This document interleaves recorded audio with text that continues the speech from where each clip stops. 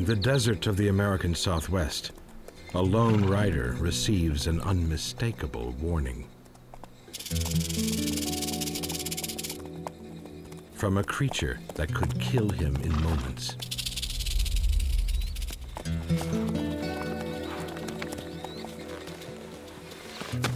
But between that sinister rattle and the deadly bite at the other end lies an amazing reptile.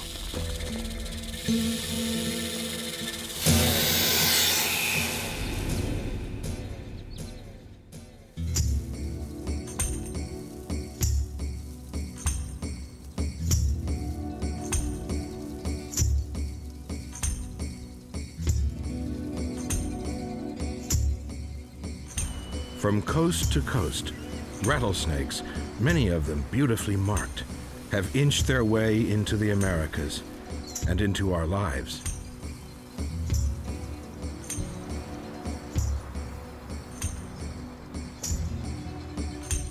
Rattlesnakes belong to the viper family. There are more than 30 species, and they live all the way from southern Canada right down through Mexico and beyond.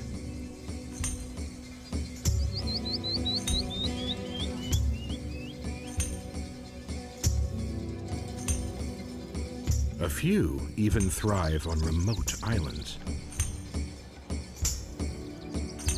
But one thing unites them all, the most chilling sound in nature, the rattle.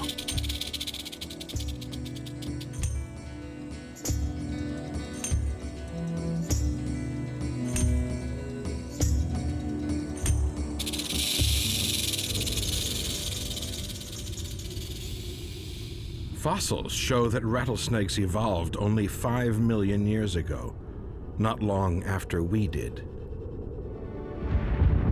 They had to adapt to the vast open spaces of the Americas.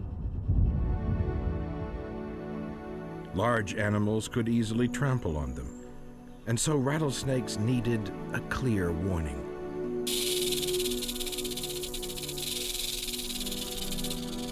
This is no false alarm.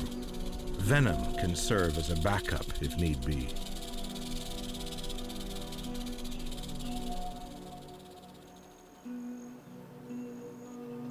In the deserts of the Southwest, the only shelter is in the ancient rocks that scar the horizon.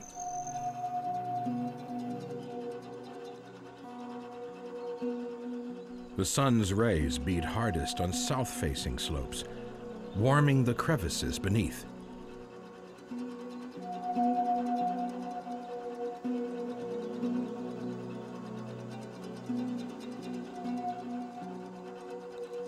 In winter, the rattlesnakes move in. Inside these dens, hundreds of them may end up in a tangle together. The odd non-rattlers, such as this harmless garter snake, rubs flanks with venomous rattlers. One of them is a young female western diamondback. This is her story. She has been alone all year, but this is one of the few times that she will tolerate the company of others. This den was empty before the winter, but some rattlesnakes squat in homes that are already occupied. There are no rocky crypts here, in the vast belts of grassland that slice down America. Prairie rattlesnakes must therefore be more resourceful in their search for a winter den. Their solution is ingenious. They let prairie dogs do all the hard work. Beneath the flat surface lies a labyrinth of tunnels and dens, perfect for rattlesnakes.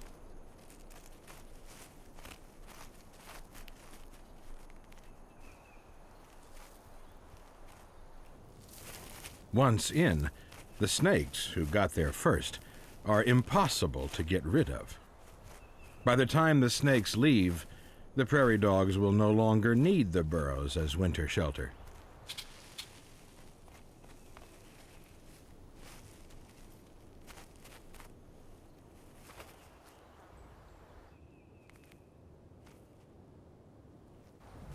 The prairie dog can't get home through its own front door.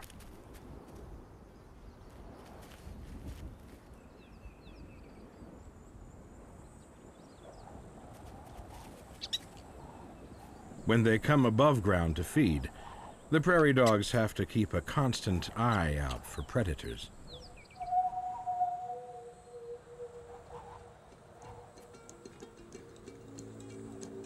One of them, spotting danger, gives the alarm.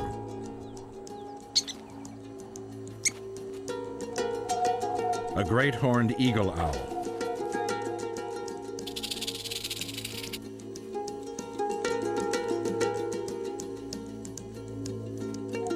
Time to find a bolt hole. Fast.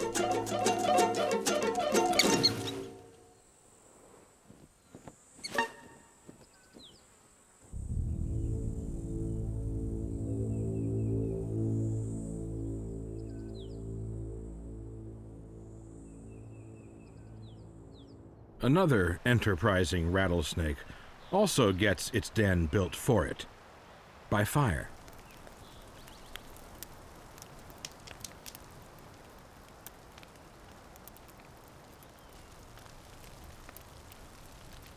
After the last flames have flickered out, many trees are left blackened and hollow.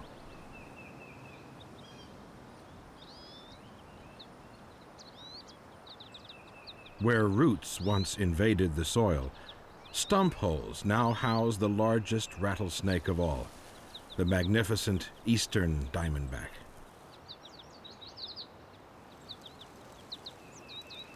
Such fires create new homes for the survivors and promote new growth for the forest. But they also exact a cost.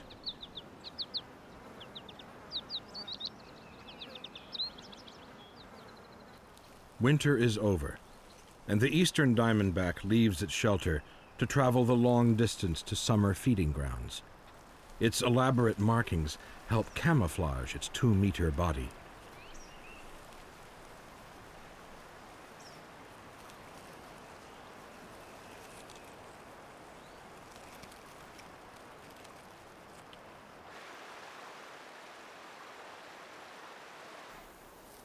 Back in the deserts of the Southwest, spring has coaxed out the flowers.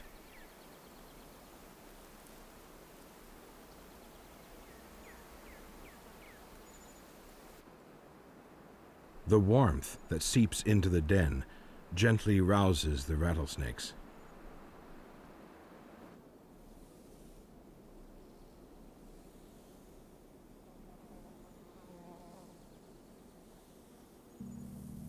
First out is the female diamondback.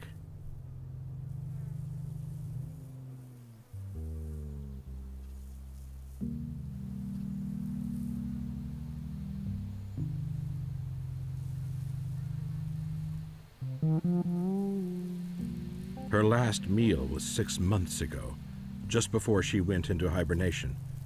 Her energy is ticking away fast. Food is now a priority.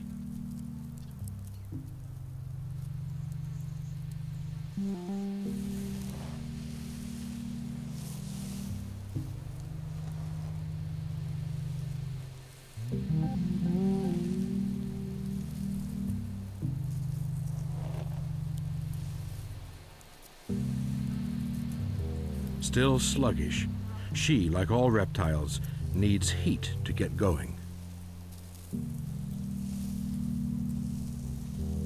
She must be back in top shape by dusk if she is to stand any chance of a meal.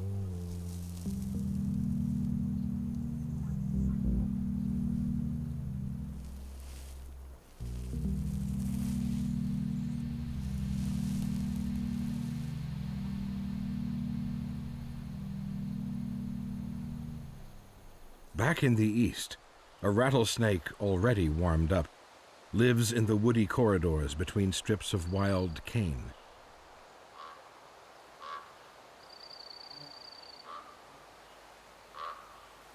Well disguised among the dappled light and leaf litter lurks the canebrake. Here, the snake's ground-level world becomes more complex. There's another dimension to account for. Height. But leaves and shadows don't slither like that.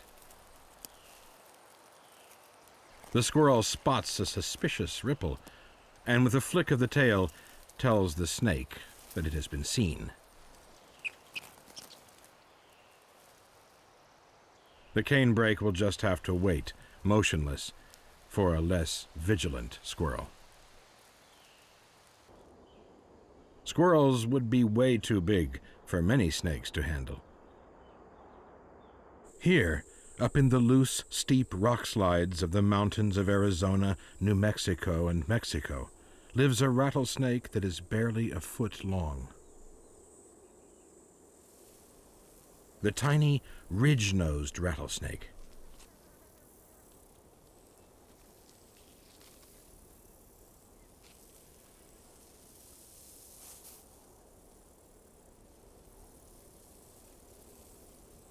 Subtly colored to blend into the background, it preys on animals such as small rock lizards.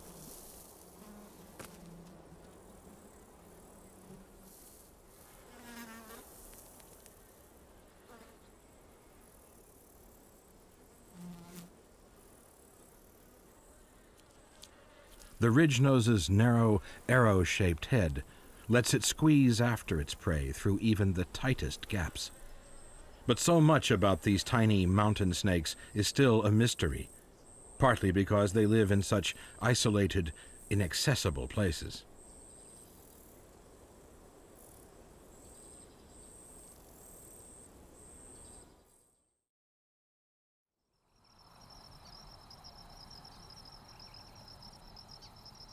Back in the western desert, the Diamondback needs a burst of solar power to recharge her batteries.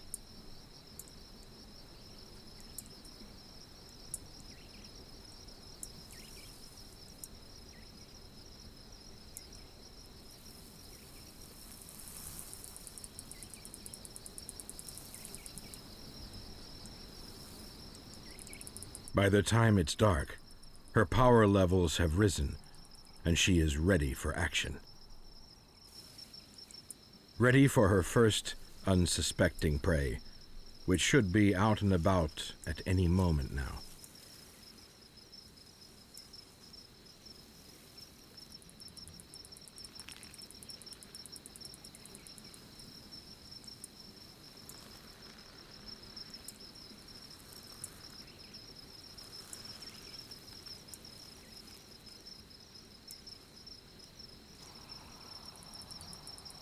Heat radiating from the ground will keep her going in the early hours of the night.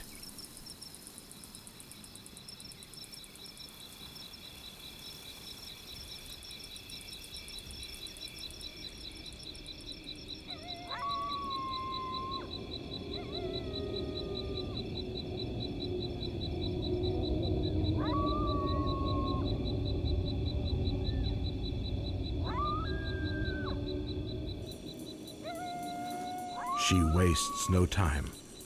By smelling the air with her forked tongue, she soon picks up the scent trail of a wood rat.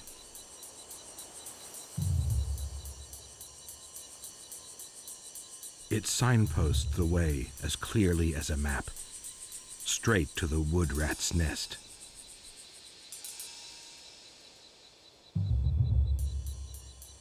The Diamondback can detect heat, and the rat's body stands out like a beacon.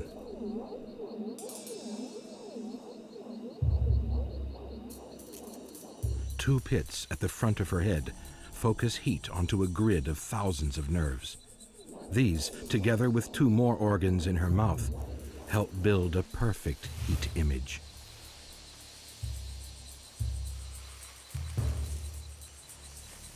The rat, stalked by such a sophisticated system of sight, smell, and heat, is in serious trouble.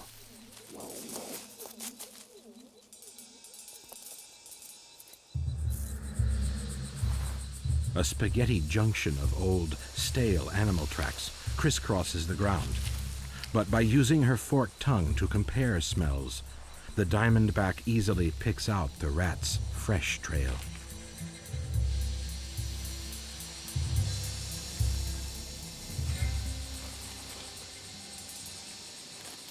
As night cools the air, the rat still shimmers with heat. The snake can detect even the slightest change in temperature.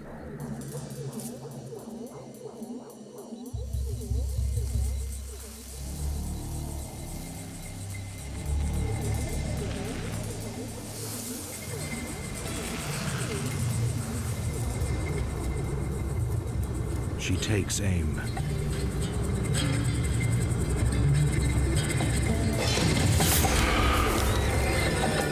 A single stab with her fangs, which are like hinged hypodermic needles, is all it takes.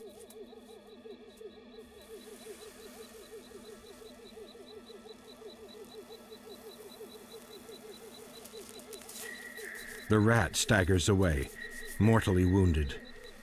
It will do its dying well away from the diamondback, who thus avoids injury from her struggling victim's teeth or claws.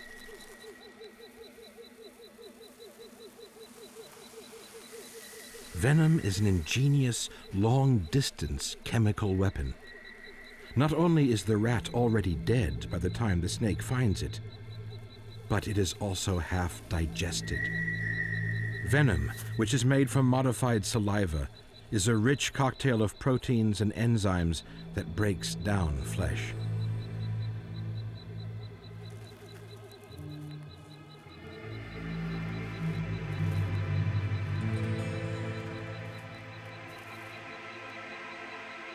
The diamondback unlocks her jawbones to squeeze the corpse into her throat, head first, so that its legs don't get stuck.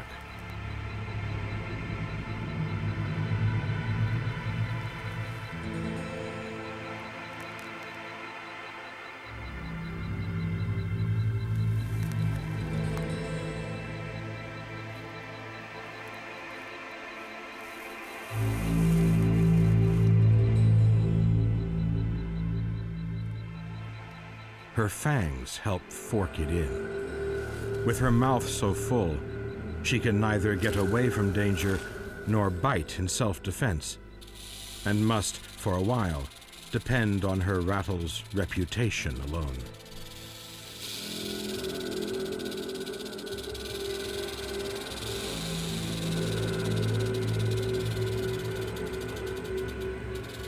Muscular contractions pass the rat onto her stomach. It's the human equivalent of gulping down a 200-pound hamburger.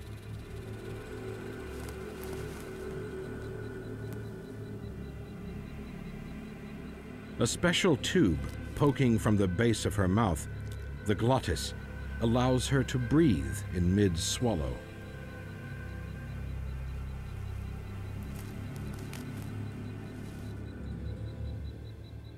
Then, hooking her jawbones back together with a little yawn, she sits back to digest.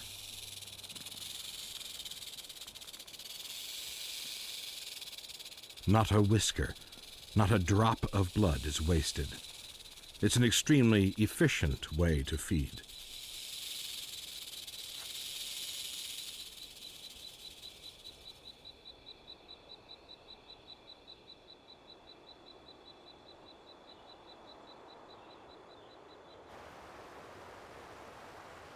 Back on the east coast, there's a barrier in the middle of the eastern diamondback's migration path.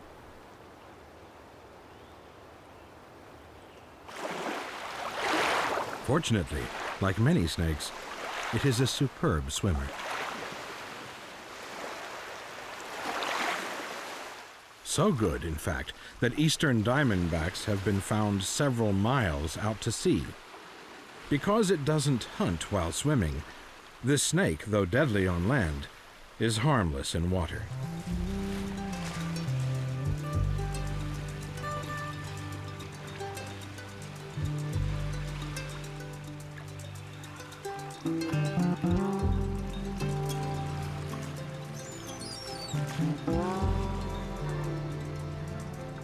it pushes against the water in the same way as it does against the ground.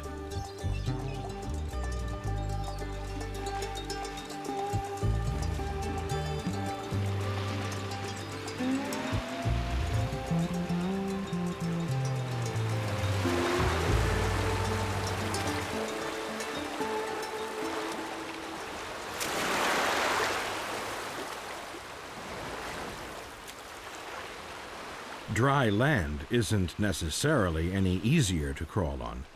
Loose surfaces such as sand make it difficult for a large snake to get a good grip.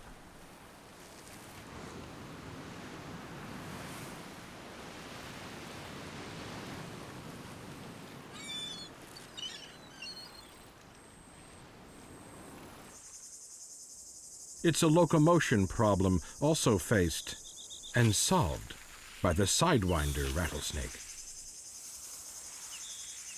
In the deserts of the Southwest and Mexico, the sidewinder throws itself in liquid loops across the scorching sand.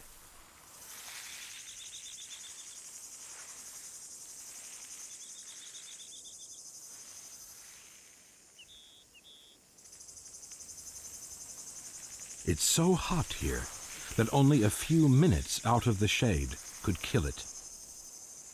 Life, for a snake, is a never-ending thermal balancing act.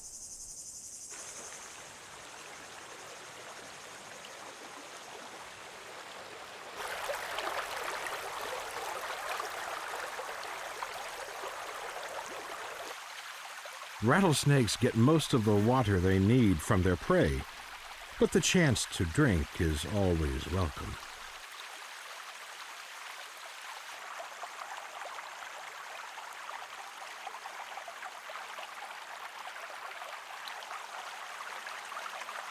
As well as daily problems of temperature and dehydration, rattlesnakes also have to contend with predators of their own.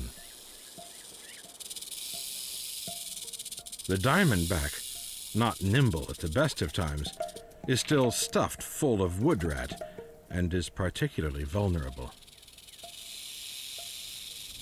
And she's being eyed up by the fastest bird in the West, a roadrunner.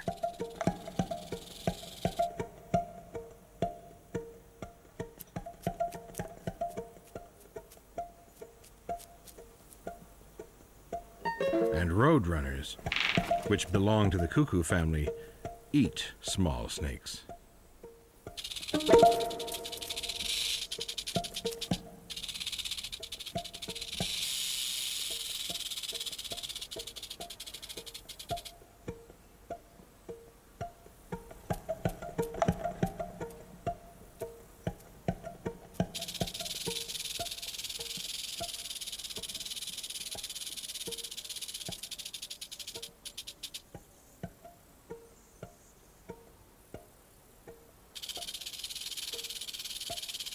To kill, the roadrunner would have to deliver a powerful blow to the snake's head with its drill-like beak.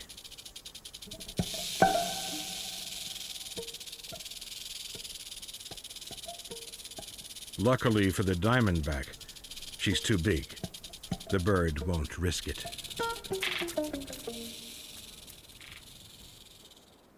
But sometimes there is no risk to the predator. The non-venomous common king snake appears to be immune to rattlesnake venom. Its aim is to coil around the diamondback and swallow her alive.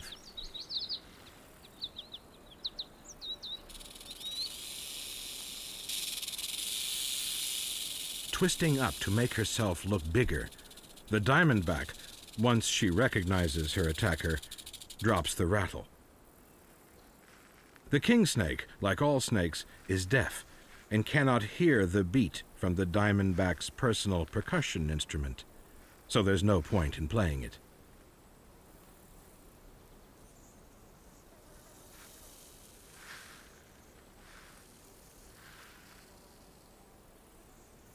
If the diamondback can avoid being grabbed by the head for long enough, the king snake may well tire.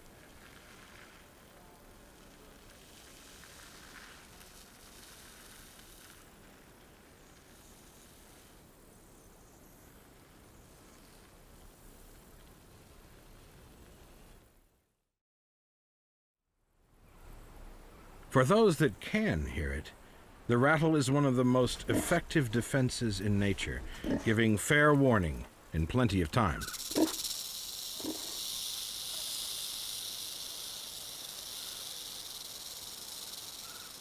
If it is heeded, no one gets hurt, and the snake doesn't waste any venom. If it is ignored, by a peccary, for example, the snake will bite, though often without injecting venom, which it saves for its prey.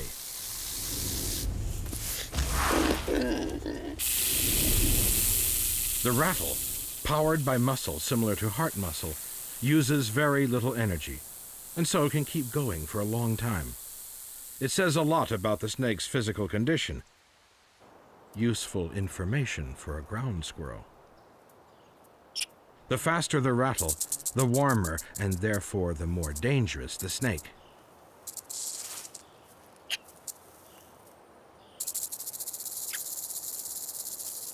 Taking a calculated risk, the squirrel launches into an intimidating display.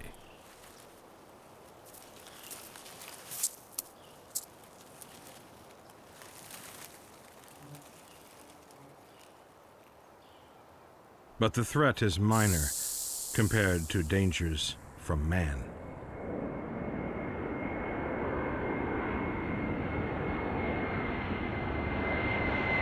The city of Phoenix is surrounded by knuckles of high rock, home to isolated rattlesnake populations.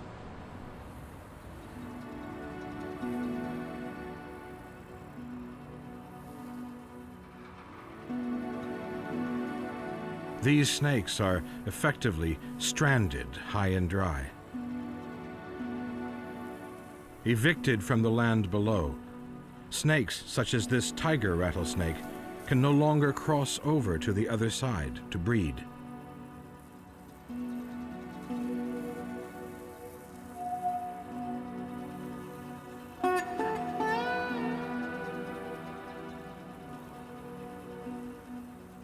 For now, these groups are hanging on, but just barely. Their future is almost certain. Slow but inevitable extinction on these artificial islands.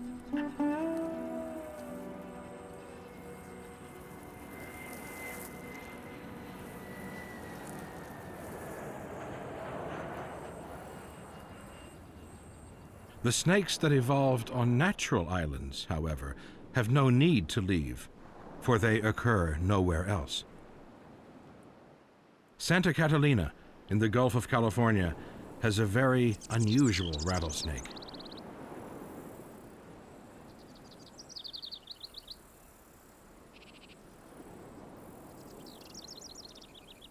The island teems with small birds.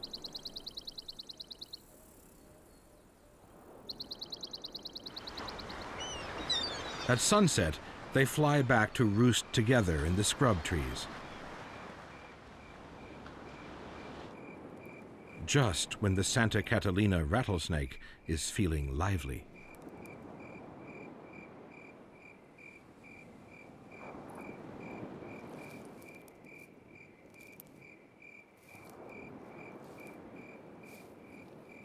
Most rattlesnakes have stocky builds, but this one, in order to reach the birds on the thinnest branches, has an unusually slender, agile body.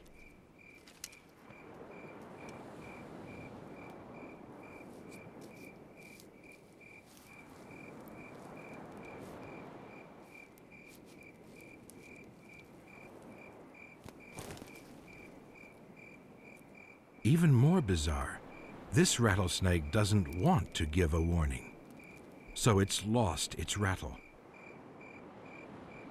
Elsewhere, some other rattlesnakes are also evolving to lose their rattles.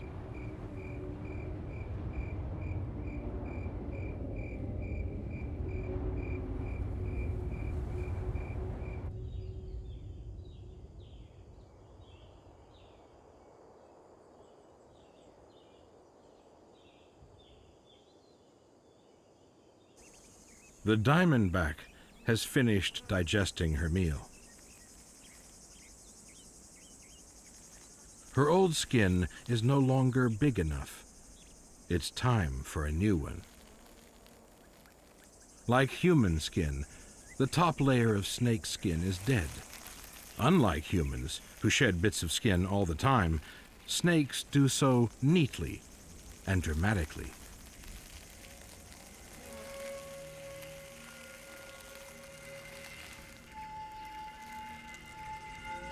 Rubbing against rough rocks helps loosen the old skin around the jaw.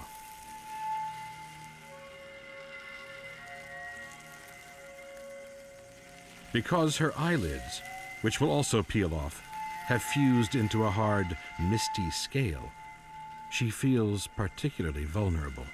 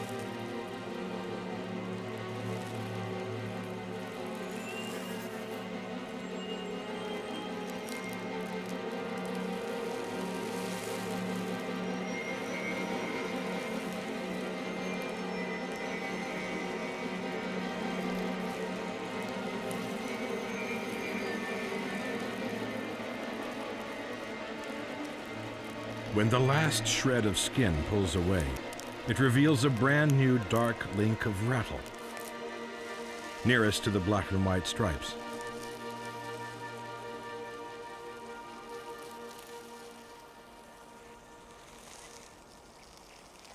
The rattle is made of keratin, the same stuff as hair, claws, and fingernails.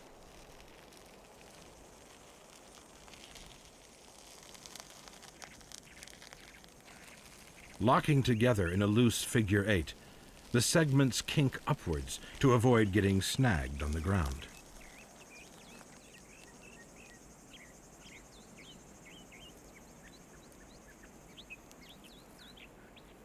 The whole process of emerging, shiny and clean, from an old skin has turned the rattlesnake into a powerful spiritual symbol of new life and fertility.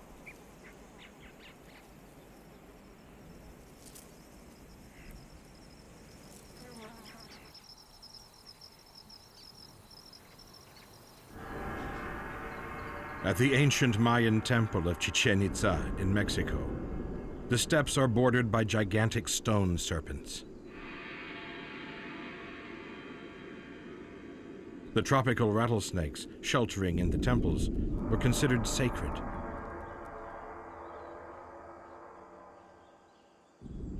The snakes the ancient Mayans honored have been immortalized.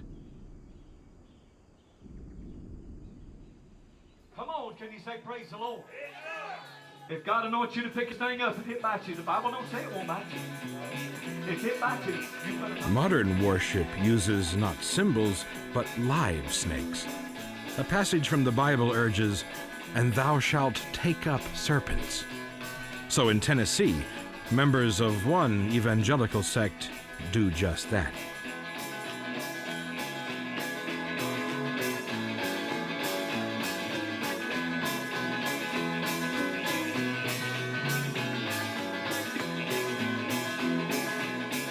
Elsewhere, rattlesnakes are slaughtered in their thousands.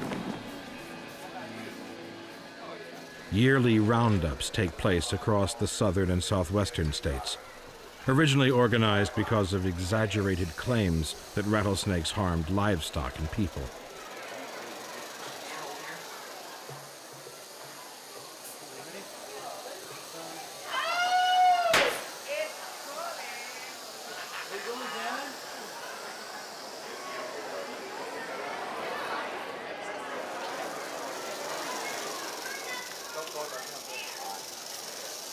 Today, the extravaganza is commercial.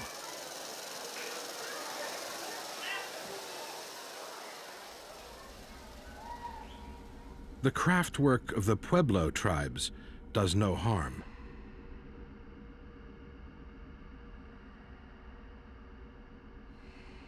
Snakes, and rattlesnakes in particular, continue to be of great ritual importance to the Native Americans.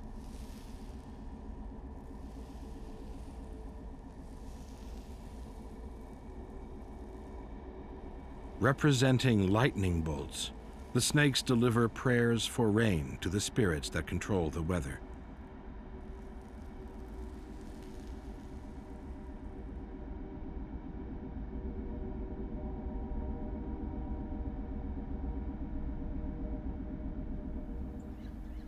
Paradoxically, female rattlesnakes, those symbols of birth, reproduce only once every 2 years.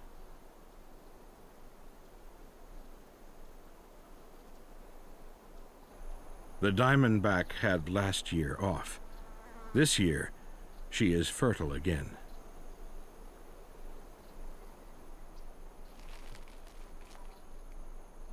A male, following a trail of pheromones left by the female, seeks her out.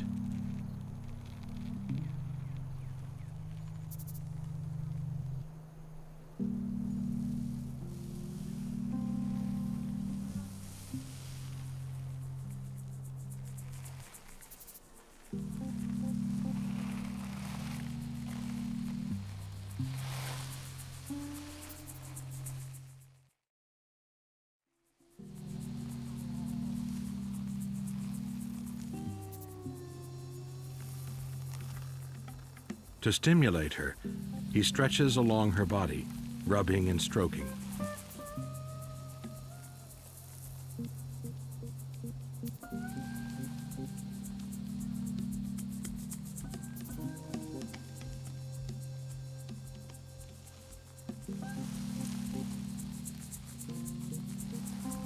If she is receptive, the Diamondback will allow him to mate.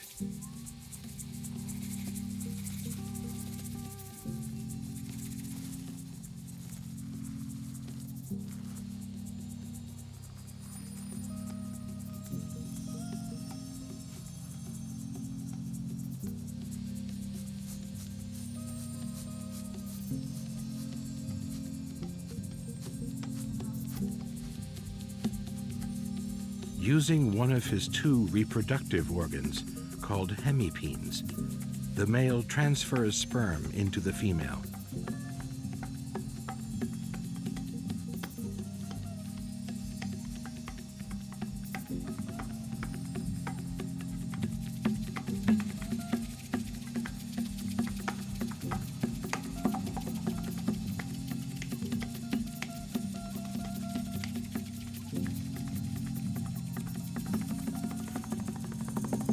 The pair may stay entwined for several hours. Because these encounters are rare, the Diamondback can store the male's sperm until she needs it. It is his only contribution to the next generation.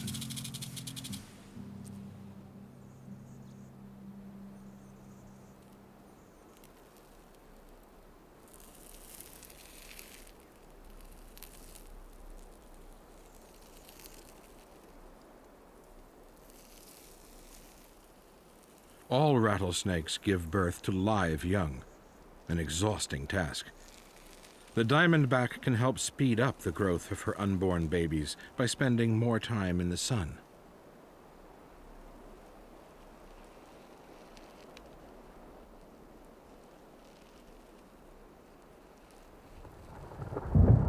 Her young will be born at the end of the summer, with the first rains.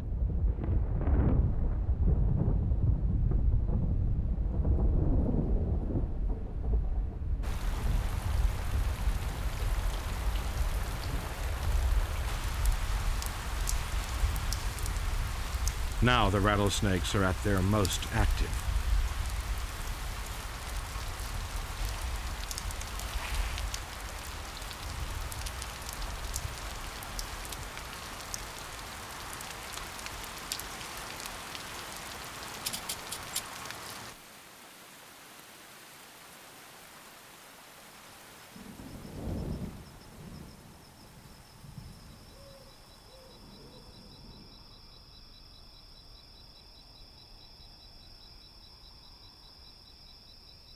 In preparation for the birth, the diamondback seeks out shelter.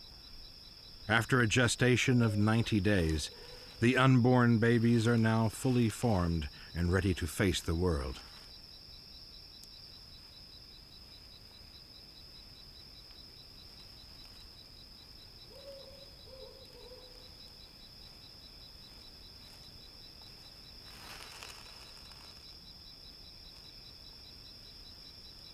Muscular contractions help push them out.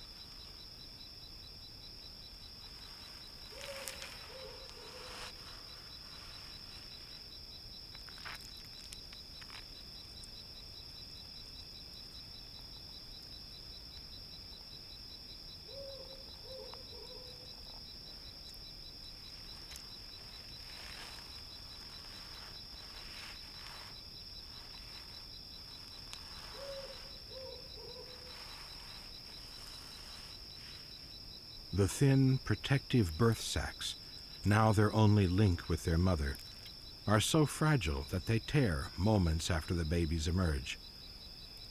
The little diamondbacks are independent in a matter of minutes.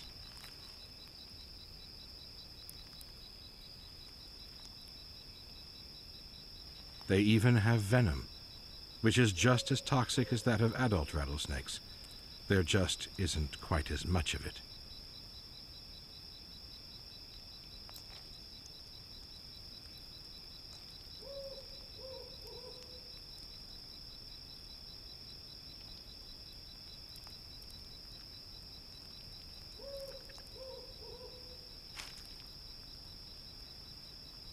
They are the spitting image of their mother, except, that is, for one little detail.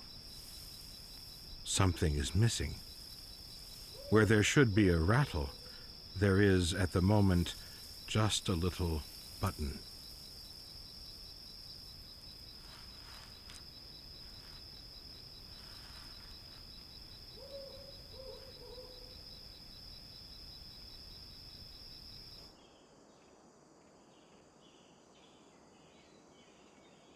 By morning, the diamondback has given birth to 10 new rattlesnakes. In a country where rodents still cause much crop damage, the young snakes are an important addition to the rat-catcher workforce.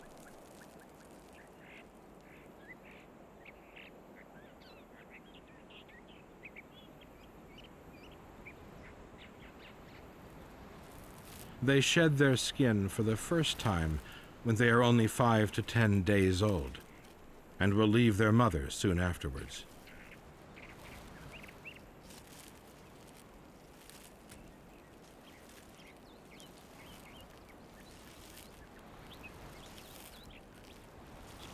These young snakes will not become much of a threat to humans.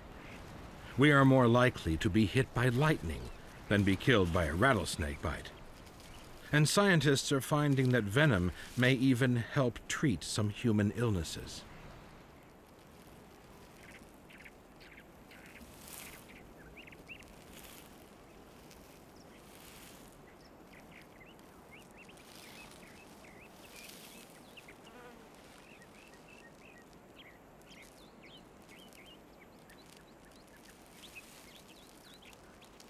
After the skin has come away, a horny sheath at the end of the tail is left behind and becomes the first segment of the young snake's rattle.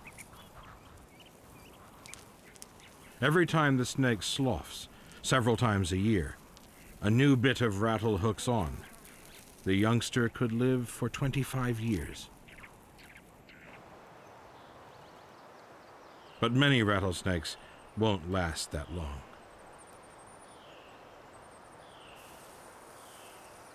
The huge eastern diamondback, for example, has just had to travel 20 miles to get back from summer feeding grounds, because suitable areas closer to home have been destroyed by human development.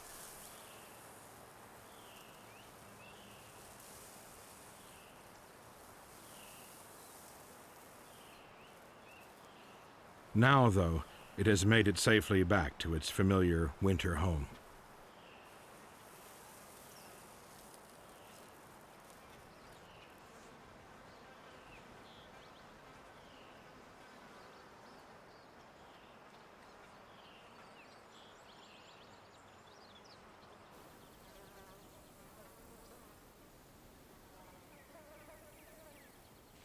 Winter is also coming to the desert, and the diamondback's year of hunting, mating, and breeding is drawing to a close.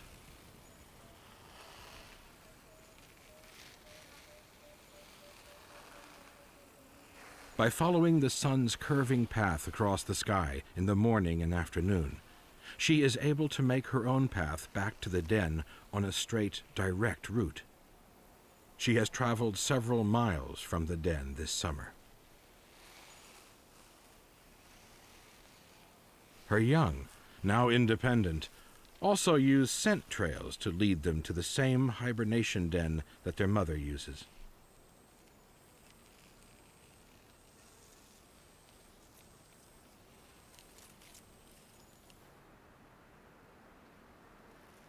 She, however, may not make it back.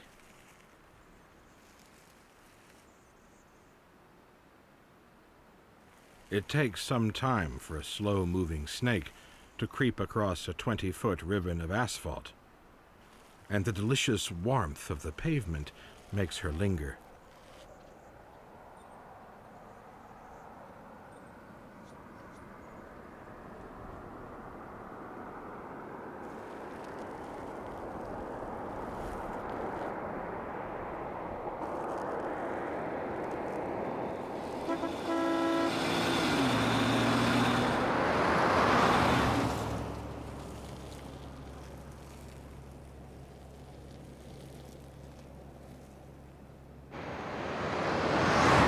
For hundreds of rattlesnakes each year, the middle of the road is the end of the road.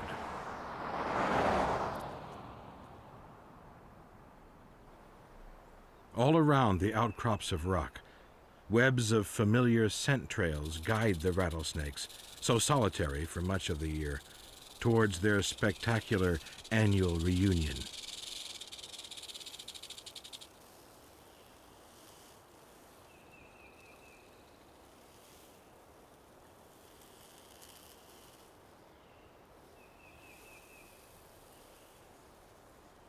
Outside the den, early arrivals have time to catch the last of the year's sun.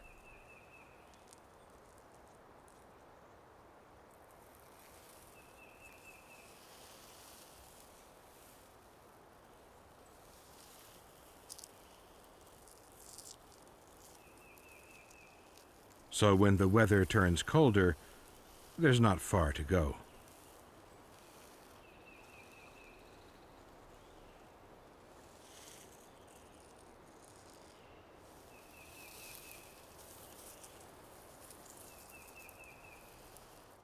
Having released them in the spring, the den now draws the same snakes back to its warm, sheltered core.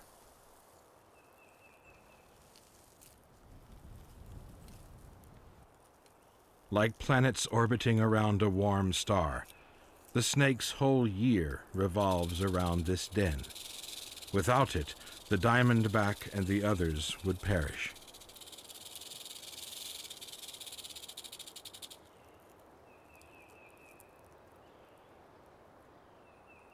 Inside the den, the mass of snake bodies acts like a layer of scaly insulation, retaining heat for the benefit of all.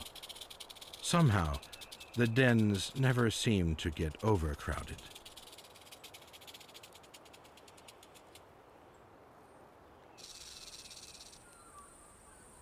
Favorite dens may have been in use for hundreds of years, passed on each year to the next generation of youngsters.